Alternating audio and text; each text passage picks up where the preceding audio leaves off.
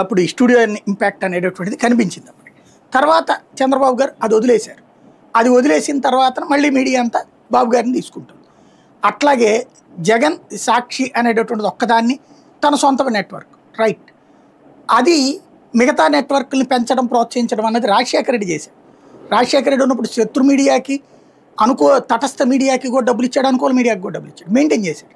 తద్వారా వాళ్ళందరూ సస్టైన్ అయ్యి రాజశేఖర రెడ్డికి మీదన కాకుండా ఏదన్నా నెగిటివ్ వస్తే కాంగ్రెస్ మీద రాసేవాళ్ళు, కానీ రాజశేఖర రెడ్డికి సక్సెస్ఫుల్గా హైలైట్ చేసుకొచ్చారు. అది ఇతనికి జాతకాలే.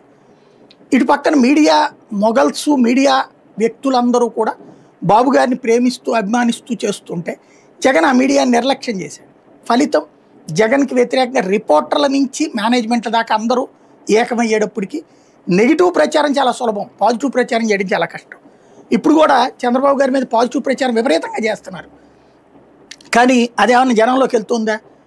బట్ జగన్ మీద వ్యతిరేక ప్రచారం అయినప్పుడు మాత్రం బాగా వెళ్తుంది. ఇప్పుడు జగన్ తెలుసుకోవాల్సింది అది, మీడియాని ప్రోత్సహించడం. సరే నెక్స్ట్ అధికారంలోకి వస్తే ప్రోత్సహిస్తాడులే తెలియదు, ఇప్పుడు ఆయన ప్రోత్సహించడం ఆయన చేతుల్లో ఏం లేదు. అది పక్కన పెడితే వాళ్ళు ఈ బాకాలు ఊదే కార్యక్రమంలో బాగా ఉంటారు బాబు గారికి, ఇటు వీళ్ళకి. 3 రాజధానుల్లో జగన్ చేసిన ఏకైక తప్పు ఏంటంటే 3 రాజధానులు అనే పదాన్ని వాడటం. నేను ఆ రోజున చెప్తా, ఈ రోజుకి చెప్తా. అసలు ఆ చట్టం చేయడమే దండగా. నువ్వు వెళ్ళి ఆడ కూర్చుంటే నిన్నెవడు పీకేది, ఆపేదెవడు? బేసిక్గా ఇప్పుడు గుజరాత్లో గాంధీనగర్ పేరుకి రాజధాని, మొత్తం యాక్టివిటీ అంతా